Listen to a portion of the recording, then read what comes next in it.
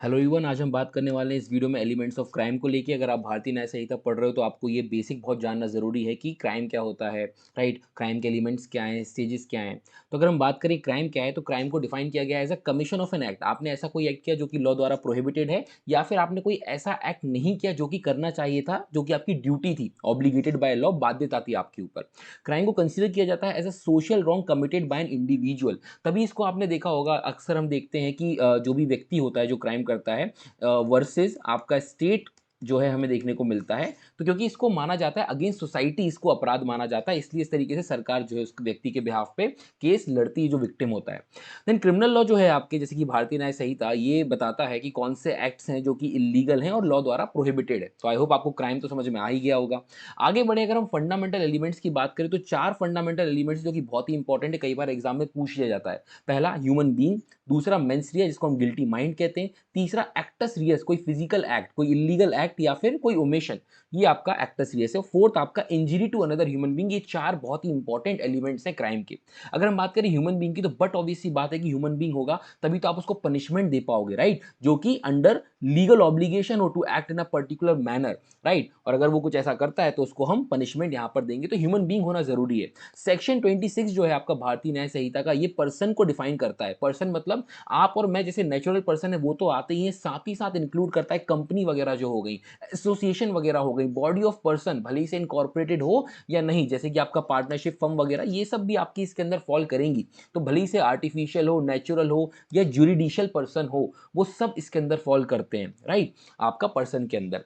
सो आगे बढ़ते हैं। देन अगर हम बात करें मेंस रिया का, ये सबसे इंपॉर्टेंट है। मेंस रिया बात करता है कि आपका यहाँ पर इविल इंटेंशन या गिल्टी माइंड होना बहुत जरूरी है कोई भी क्राइम को कमिट करने के लिए। और इसको लेकर एक बहुत ही फेमस मैगजीन भी है, एक्टस नॉन फेसिट रियम निस मेंस सिट रिया। बेसिकली बात करता है कि कोई व्यक्ति को पनिश नहीं किया जाएगा किसी प्रोसीडिंग में जब तक ये प्रूव ना हो जाए कि उसका गिल्टी माइंड था, राइट। और गिल्टी माइंड प्लस कोई गिल्टी एक्ट, वो आपका कॉन्स्टिट्यूट करता है क्राइम को। तो गिल्टी माइंड अगर हम थोड़ी और बात करें तो यहां पर बहुत बेसिक रिक्वायरमेंट है, कोई अपराध को करने के लिए गिल्टी माइंड होना चाहिए, और इसी को बोला गया है fundamental principle of criminal liability. तो ये बहुत बेसिक रिक्वायरमेंट है कि एक्यूज को जो है, जो भी वो कर रहा है, राइट, जो गिल्टी माइंड जो उसका है, उसको अगर वो एक्ट के साथ जोड़े, जैसे कि उसने सोचा मर्डर करने का, सोचने पे अपराध नहीं हुआ है, सोचने पे कुछ नहीं होगा, बट जब उसने कर दिया वो एक्ट, तब उसको हम कहेंगे कि क्राइम हुआ है। तो यहां पर आपका मेंस रिया बहुत ही इंपॉर्टेंट है, क्योंकि इसी से शुरुआत होती है, राइट। तो ये बहुत ही इंपॉर्टेंट है, मैगजीन वगैरह ध्यान रखिएगा। आगे बढ़ते हैं।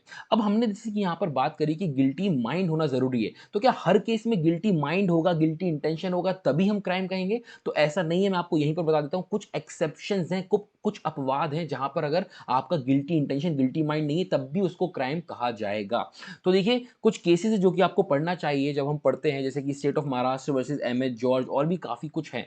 तो जो मैंने आपको समझाया है यहाँ पर कि अगर कोई आपने गिल्टी, कोई आपका गिल्टी माइंड है नहीं है, राइट, अगर नहीं है तब भी ऑफेंस हो सकता है। क्योंकि देखो यहाँ पर कोर्ट ने बोला कि जो ट्रेडिशनल आइडिया है ना गिल्टी इंटेंट का, वो हमेशा जरूरी नहीं है कि वो अप्लाई हो आपका स्टैट्यूटरी ऑफेंसेस पे। जो आपका रिटन लॉ है, जो भारतीय न्याय संहिता के अंदर जो आपके सेक्शंस डिफाइन किए गए हैं, जहां पर बताया गया, अगर वहां पर स्पेसिफिकली मेंशन नहीं है, या फिर स्पेसिफिकली बोल दिया जाए कि यहाँ पर इंटेंशन की जरूरत नहीं है, गिल्टी माइंड की जरूरत नहीं है, तो उन केसेस में गिल्टी माइंड नहीं लगेगा। मैं आपको कुछ अपवाद, कुछ एक्सेप्शंस बता देता हूँ, जैसे कि आपका बाइगेमी हुआ। अगर आप उस डेफिनेशन को पढ़ोगे तो कहीं पे ऐसा इंटेंशन को लेकर कुछ नहीं लिखा है। आप किडनैपिंग पढ़ोगे, किडनैपिंग फ्रॉम लॉफुल गार्जियनशिप, तो वहां पर भी आप देखोगे कुछ ऐसा इंटेंशन गिल्टी माइंड को लेकर नहीं लिखा हुआ है। तो उन केसेस में गिल्टी माइंड नहीं भी है तो भी वहां पर क्राइम कमिट माना जाएगा। आई होप क्लियर होगा। देखिए, फिर अगर हम और आगे बढ़ें तो यहाँ पर बहुत सारा कुछ कंटेंट है। अगर आपको ये पीडीएफ चाहिए तो आप डाउनलोड कर सकते हैं हमारे टेलीग्राम चैनल पे, लिंक आपको डिस्क्रिप्शन मिल जाएगी, राइट। तो यही सब जो मैंने आपको एक शॉर्ट में समझा दिया, यही सब यहाँ पर लिखा हुआ है, केसेस के थ्रू लिखा हुआ है कि कौन से केसेस में क्या आएगा। इसके लिए मैं एक अलग वीडियोस बनाऊंगा जहाँ पर सारे केसेस में डिस्कस करने वाला हूँ।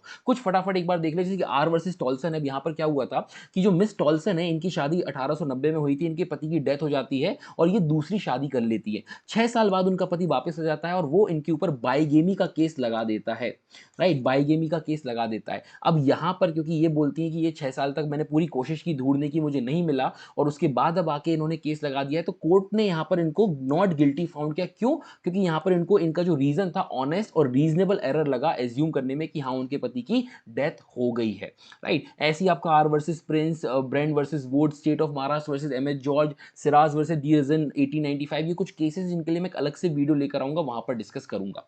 अगर हम बात करें एक्सेप्शंस की, तो मैं आपको ऑलरेडी बता चुका हूँ, जैसे कि किडनैपिंग हो गया, बाइगेमी हो गया, ये कुछ एक्सेप्शंस हैं आपके यहाँ पर, राइट? वेजिंग वॉर अगेंस्ट आपका स्टेट, ये सब आपके जो है एक्सेप्शंस हैं कि यहाँ पर अगर गिल्टी माइंड नहीं भी है, तो भी पनिशमेंट दी जा सकती है, राइट? ऐसा नहीं कि दी ही जाएगी, दी जा सकती है। अब हम बात करें थर्ड एसेंशियल एलिमेंट की, तो वो है आपका एक्टस रियस। एक्टस रियस क्या है? बेसिकली जो सोचा उसको कर दिया, कोई ओवर्ट एक्ट, कोई ओवर्ट एक्ट है या कुछ करना चाहिए था आपने नहीं किया, इल्लीगल ओमिशन। जैसे कि मैंने एग्जांपल अगर मैं दूं आपको कि जेलर है, उधर कैदियों को खाना देना है, आपने इंटेंशनली खाना नहीं दिया, राइट? इल्लीगल ओमिशन, आपकी ड्यूटी बनती थी देना बट आपने नहीं दिया, तो उस गिल्टी इंटेंशन के चलते जो भी आपने कुछ किया है, जो भी एक्ट किया है, बेसिकली वो एक्टस रियस कहलाएगा। और तभी हम बात करते हैं कि guilty mind plus acts Reis आपका जो है मिलके जो है क्राइम को कॉन्स्टिट्यूट करता है। देन लास्ट आपका फोर्थ आता है इंजरी। इंजरी क्या है कि कोई भी crime, right, there can be no crime if no person faces some kind of an injury, but ऐसा नहीं है, एक्सेप्शंस हैं, राइट? एक्सेप्शंस हैं कि अगर आपने कोई इंजरी नहीं भी की तो भी उसको क्राइम कंसीडर किया जा सकता है। जैसे कि